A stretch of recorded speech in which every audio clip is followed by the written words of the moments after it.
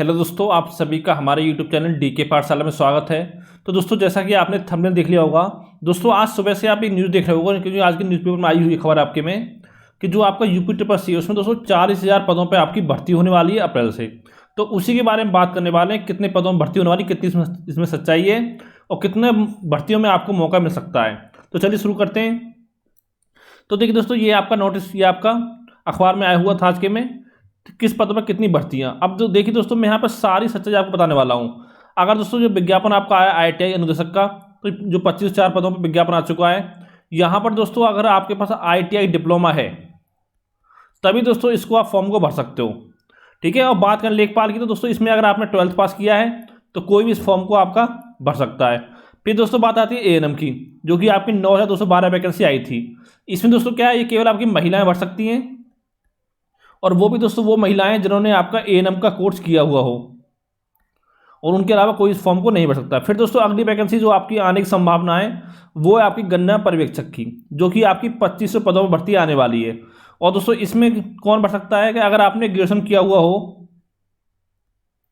लेकिन दोस्तों ग्रेजुएशन किया हुआ आपने एग्रीकल्चर से, यानी कृषि विज्ञान से अगर आपने ग्रेजुएशन किया हुआ हो तभी आप इस फॉर्म को भर सकते हो, अन्यथा नहीं भर सकते हो। फिर अगला आपका कनिष्ठ सहायक, जिसमें 2,000 पदों में भर्ती आने वाली है। तो दोस्तों इसको कोई भर सकता है, बस आपने 12th पास किया हो, और साथ में दोस्तों इसमें ट्रिपल सी मांगेगा, और साथ में दोस्तों इसमें टाइपिंग टेस्ट आपका मांगा जाएगा। ठीक है। फिर दोस्तों अगली वैकेंसी आपकी है प्रयोगशाला सहायक की, 1200 पदों पर। इसको दोस्तों वही बच्चे भर सकते हैं जैसे आपका ANM मांगा गया था, यानी कि आपके पास कोई मेडिकल का डिप्लोमा वगैरह कुछ होना चाहिए। देखो कितना मांगता है, 1 साल का, 2 साल का। फिर दोस्तों EO व JEE की बात है, तो इसमें क्या है दोस्तों, EO JEE में, इसमें भी दोस्तों आपके पास डिप्लोमा होना चाहिए 3 साल का, डिप्लोमा होना चाहिए 3 साल का, वो भी इंजीनियरिंग में। लेकिन दोस्तों अगर आपने बीटेक किया हुआ है तब दोस्तों आप इस फॉर्म को नहीं भर पाओगे, और साथ ही आपने डिप्लोमा किया 3 साल का तो दोस्तों आपका डिप्लोमा CS और अगर IT ब्रांच से है फिर भी दोस्तों इस फॉर्म को आप नहीं भर पाओगे। फिर दोस्तों अगली आती है आपकी रोडवेज वाली बात। अब दोस्तों ये नहीं पता रोडवेज किस पद पर आपकी वैकेंसी आएगी, तो इसमें कुछ कह नहीं सकते हैं। वैसे दोस्तों इसमें अगर आपने नॉर्मल 12th पास किया, ग्रेजुएशन किया, तो इसको आप नहीं भर पाओगे जहाँ तक है। फिर अगला आपका सिंचाई विभाग, जिसमें 800 पदों में भर्ती आने वाली है। इसको दोस्तों वो बच्चे भर सकते हैं आपके जिन्होंने आपका ITI किया हुआ हो। अगर आपने ITI नहीं किया तो आप इस फॉर्म को नहीं भर पाओगे। अब दोस्तों यहाँ पे मैं बात करता हूँ कि अगर मान लो आपने 12th पास किया हुआ है, या जिन बच्चों ने आपके नॉर्मल ग्रेजुएशन किया हुआ है, जैसे कि आपका BA किया हुआ सोशल साइंस से किया है, हिस्ट्री से किया है, या आपने BSc किया हुआ हो, ठीक है, PCM से या किसी से भी आपने BSc किया हो, तो दोस्तों फिर आप आप कितनी वैकेंसी भर सकते हो। अगर आपने नॉर्मल बीटेक किया हो तो दोस्तों यहाँ पर केवल 2 ही भर्ती आपकी ऐसी हैं। कौन कौन सी?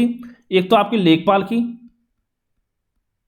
जो कि आपकी 8,085 पदों पर है, और साथ में एक है दोस्तों आपकी कनिष्ठ सहायक की। लेकिन इसके लिए आपको टाइपिंग आना चाहिए, साथ में आपका ट्रिपल सी सर्टिफिकेट उसके इक्विवेलेंट होना चाहिए। तो इसमें दोस्तों आपका 2,000 है पदों पर, यानी कि दोस्तों आप टोटल में अगर देखा जाए तो आप 10,085 पदों पर केवल अप्लाई कर सकते हो। ठीक है। अगर आपने नॉर्मल BA किया है, BSc किया है, बीटेक किया हुआ है, ठीक है, या आपने 12th पास किया हुआ है, तो यानी दोस्तों 10,085 पदों पर, वो भी दोस्तों जब ये सारी वैकेंसी जो निकलने वाली हैं आपकी, ये पैट के थ्रू आपकी निकलेंगी, जिसका पैट का एग्जाम हो गया है। और दोस्तों मैं पहले ये बता चुका हूँ आपको कि अगर आपकी BJP सरकार दोबारा सत्ता में आती है तो जो आपकी लेखपाल भर्ती है उसमें मात्र 15 से लेकर 20 गुना बच्चों को बैठने का मौका मिलेगा। अगर दोस्तों आपको यकीन हो तो कुछ दिन आप इंतजार कर लो, आपको पता चल जाएगा।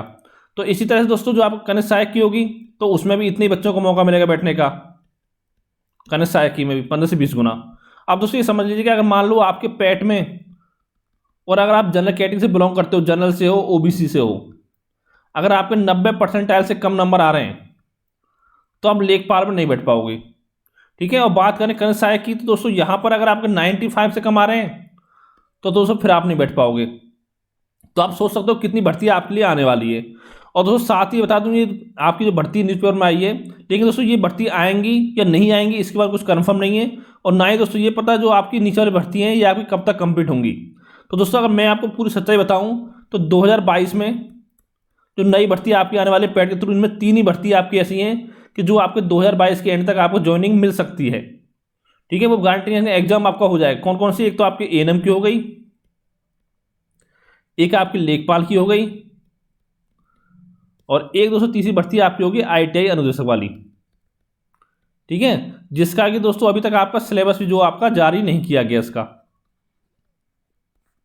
और पूरी उम्मीद है ये भर्ती जो आपकी होगी ITN की, ये दोस्तों आप जुलाई अगस्त के बाद ही आपकी हो पाएगी। ठीक है, जो ANM लेखपाल है ये आपकी मई जून के आसपास में हो सकती है, लेखपाल की मई में या जून में हो सकती है, लेकिन ANM की जो भर्ती है आपकी ये अप्रैल के लास्ट में भी होने के चांस है कि अप्रैल के लास्ट में आपकी भर्ती या कि इसका एग्जाम आपका हो सकता है। तो दोस्तों आपने देख लिया हो किस तरह से आपका बेवकूफ़ बनाया जाता है भर्तियों के नाम पर, और खासकर दोस्तों जो आपका UP आयोग है उसका तो कुछ कहना ही नहीं है, क्योंकि देखा होगा आपने पिछले 5 सालों में कितने लोगों को आपकी इसने जॉब दिया है। मैं पहले एक वीडियो बना चुका, उसमें बता चुका हूँ कि मात्र इसने ऐसी भर्ती जो आपकी योगी सरकार में निकली है तो मात्र 2500 पदों पर भर्ती इसने दी है, जिसमें दोस्तों एक भर्ती थी आपको युवा विकास दल की, जिसमें आपकी 692 पोस्ट थी आपकी, लेकिन उसमें से लगभग आपकी 500 पोस्ट ही आपकी भरी गई हैं, बाकी की आपकी पोस्ट खाली गई हैं। फिर दोस्तों एक भर्ती थी आपकी AGTA की, दोस्तों ये दोनों भर्ती आपकी 2018 की थी। तो इसमें दोस्तों आपका लगभग 2000 बच्चों को आपकी नौकरी दी गई है। तो यानी दोस्तों टोटल मिलाकर देखा जाए तो मात्र 2500 लोगों को आपकी नौकरी दी गई है UP ने लास्ट के 5 सालों में जो भर्ती उसने अपने कार्यकाल में निकाली है। ठीक है, तो आप समझ सकते हो किस तरह से आपको बेवकूफ़ बनाया जाता है। और दोस्तों एक महाशय जो बताना चाहूँगा, जो प्रवीण कुमार जो है आपके चेयरमैन जो है UP के, तो इनका पता नहीं दोस्तों, इन्होंने पिछले 3 साल से इनको 2019 में आपका अध्यक्ष बनाया गया था, चेयरमैन बनाया गया था। ठीक है, UP का। तो उसके बाद उन्होंने कितना अच्छा काम किया ये सब आप जानते हैं, मुझे बताने की जरूरत नहीं है। ठीक है, लेकिन दोस्तों साथ में आपको एक चीज़ और बताना चाहूँगा कि दोस्तों जो भी स्टूडेंट आप UP की तैयारी कर रहे हो, तो UP के आपको जो आपका ऑफिस है लखनऊ में गोमती नगर में, उसमें दोस्तों 14 मार्च को आपका धरना प्रदर्शन होने वाला, शांतिपूर्ण धरना प्रदर्शन। तो आपसे कहना चाहूँगा जो बच्चे आपके लखनऊ के आसपास के एरिया में रहते हैं तो जरूर आपके आयोग पहुँचें, क्योंकि दोस्तों यह मेन मांग क्या है आपकी, एक दोस्तों ये मांग है जितने भी आपके रिजल्ट पेंडिंग में वो सब रिजल्ट जारी किए जाएँ। ठीक है, और कुछ आपकी जॉइनिंग नहीं हुआ वो आपकी जॉइनिंग दी जाए, जिनके रिजल्ट आ चुके हैं उनका DB कराया जाए उनका। और साथ ही दोस्तों जो आपकी 2016 से लेकर अब तक जो भी वैकेंसी आपकी पेंडिंग है, यानी लगभग आपकी 15 से 20 वैकेंसी ऐसी हैं जिनका अभी तक आपका एग्जाम नहीं हुआ है, तो उन सभी भर्तियों के आपके एग्जाम कराए जाएं। और साथ ही वेटिंग लिस्ट जारी की जाए।